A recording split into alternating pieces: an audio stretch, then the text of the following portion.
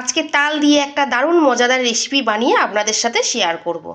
প্রথমে আমি তালের খোসাটা ছাড়িয়ে তালের পাল্পটা বার করে নেব। বন্ধুরা, তাল ছাড়িয়ে তালের পাল্প বার করে নিয়েছি। আজকে এই তাল দিয়ে তালের পিঠে বানিয়ে আপনাদের সাথে শেয়ার করব। প্রথমে গ্যাসে কড়া বসিয়ে দিয়েছি, তালের পাল্পটা কড়ার মধ্যে দিয়ে দেব। তালের পাল্পটা কড়াতে ভালো করে নেড়ে একটু জাল দিয়ে নেব। এইভাবে তালের পাল্প একটু কড়ায় নেড়ে নিলে তালের যে রসটা সেটা শুকিয়ে যাবে, তালের পাল্পটা অনেকটা গাঢ় হয়ে যাবে।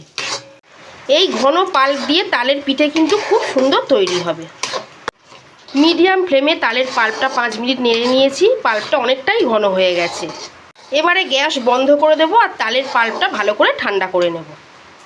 তালের পাল্পটা ঠান্ডা হোক ততক্ষণ আমি এখানে 250 গ্রাম গোবিন্দভোগ চাল আধ ঘন্টা আগে জলে ভিজিয়ে রেখেছিলাম। তারপর আমি ছাঁকনির মধ্যে জল ঝরানোর জন্য রেখে দিয়েছিলাম। চালটা এবার আমি মিক্সিতে গুঁড়ো করে নেব। মিক্সির জারের মধ্যে ভিজিয়ে রাখা চালটা নিয়ে নেব। ভিজিয়ে রাখা চালটা মিক্সিতে গুঁড়ো করে নেব। চাল গুঁড়ো করে নিয়েছি। দেখুন বন্ধুরা, চাল কিন্তু আমি খুব মিহি করে গুঁড়ো করিনি, একটু দানা দানা আছে। চালের পোড়া পিঠে বানানোর জন্য এইরকম দানা দানা চাল গুঁড়ি দরকার।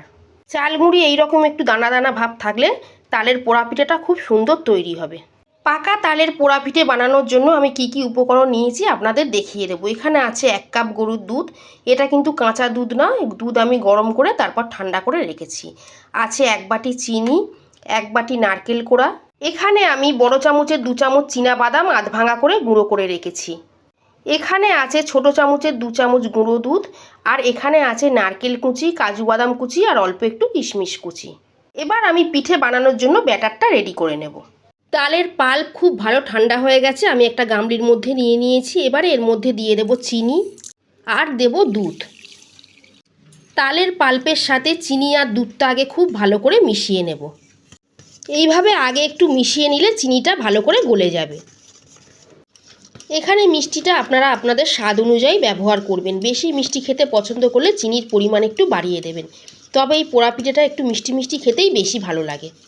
চিনি খুব ভালো করে গলে গেছে। এবারে বাকি উপকরণগুলো এর মধ্যে দেব নারকেল কোড়া, চীনা বাদাম গুঁড়ো, গুঁড়ো দুধ, নারকেল কুচি, কাজু বাদাম কুচি আর কিশমিশ কুচি। দেব 1/2 চামচ নুন। মিষ্টি জিনিসে একটু নুন ব্যবহার করলে টেস্ট খুব ভালো হয়। আর দিয়ে দেব 1/2 চামচ ঘি। এবারে হাতের সাহায্যে সব কিছু খুব ভালো করে আগে মিশিয়ে নেব।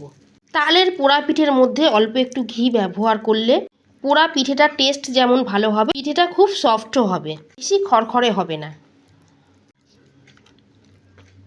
সব কিছু খুব ভালো করে মিশিয়ে নিয়েছি। এবারে এর মধ্যে অল্প অল্প করে চাল গুঁড়ো দেবো আর মাখতে থাকবো।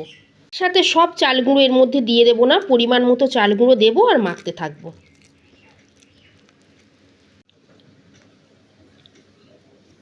বন্ধুরা, এখানে আপনারা কেনা চালগুঁড়ি না ব্যবহার করে বাড়িতে এইভাবে একটু মিক্সিতে চালগুঁড়ি করে নিয়ে পোড়া পিঠে বানালে পোড়া পিঠের স্বাদ কিন্তু বেশি ভালো হয়। এখানে গোবিন্দভোগ চালই ব্যবহার করতে হবে এমন কোনো কথা নেই। আপনাদের কাছে যদি আতপ চাল থাকে সে আতপ চালও আপনারা এখানে ব্যবহার করতে পারেন। কেনা চালগুঁড়ির থেকে এইভাবে বাড়িতে একটু চালগুঁড়ি করে নিয়ে ব্যবহার করলে পিঠেটাও যেমন ভালো তৈরি হয় আর পিঠের স্বাদও কিন্তু ভালো হয়।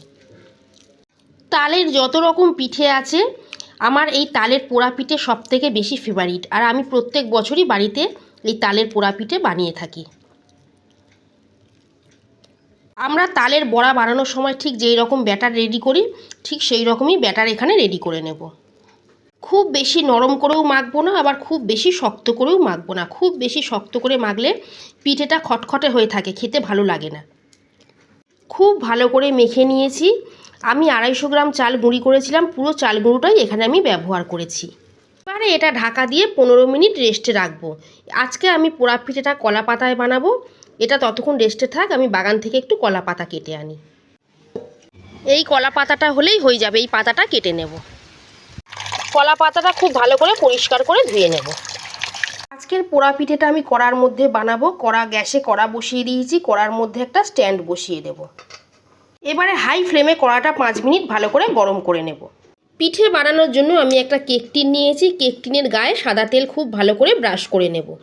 এই রকম গোল কেক টিন যদি আপনাদের কাছে না থাকে তাহলে কিন্তু কোনো অসুবিধা নেই। এই রকম গোল বড় সাইজের অ্যালুমিনিয়াম বা স্টিলের বাটিও আপনারা ব্যবহার করতে পারেন। এবারে কেক টিনের ওপর কলা পাতা বিছিয়ে দেবো। কলা পাতা আমি আগুনে সেঁকে নিয়েছি।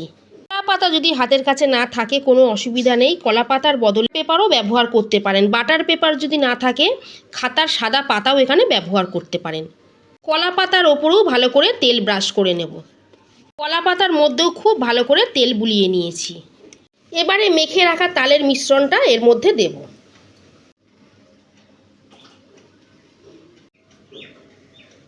সব ব্যাটার দিয়ে দিয়েছি। এবারে স্প্যাচুলা দিয়ে একটু সমান করে দেব। আমি আজকে ওপরে গার্নিশ করলাম না, আপনারা যদি চান ওপরে একটু কাজু বাদাম আর কিশমিশ দিয়ে গার্নিশও করে দিতে পারেন। বন্ধুরা আরও একটা কথা, এখানে কিন্তু এলাচ গুঁড়ো বা এলাচের দানা একদমই ব্যবহার করবেন না। এলাচের গুঁড়ো ব্যবহার করলে তালের পোড়া পিঠের মধ্যে এলাচের ফ্লেভারটাই ফুটে উঠবে, তালের কোনো ফ্লেভার থাকবে না। এবারে এটা আমি বেক করে নেব। কড়া 5 মিনিট হাই হিটে খুব ভালো করে গরম করে নিয়েছি। এবারে আমি কেক টিনটা কড়ার মধ্যে বসিয়ে দেব। ওপর থেকে একটা ভারী ডেচকি চাপা দিয়ে দিয়েছি। এবারে আমি হাই ফ্লেমে 10 মিনিট আর লো ফ্লেমে পুরো 1 ঘন্টা রাখবো, তারপর আপনাদের দেখাবো। 1 ঘন্টা পর ফিরে এলাম। এবারে আমি গ্যাস বন্ধ করে দেবো আর খুলে আপনাদের দেখাবো। এই দেখুন বন্ধুরা, তালের পোড়া পিঠে একদম রেডি। ওপরটাও কত সুন্দর শক্ত হয়ে গেছে। এটা একটু ঠান্ডা হোক, তারপর কেটে আপনাদের দেখাবো। বন্ধুরা পিঠেটা হালকাই ঠান্ডা হয়েছে। এবারে এটা একটা প্লেটে খালি করে নেব। এই রকম পিঠে সামনে থাকলে বেশিক্ষণ আর ওয়েট করা যায় না।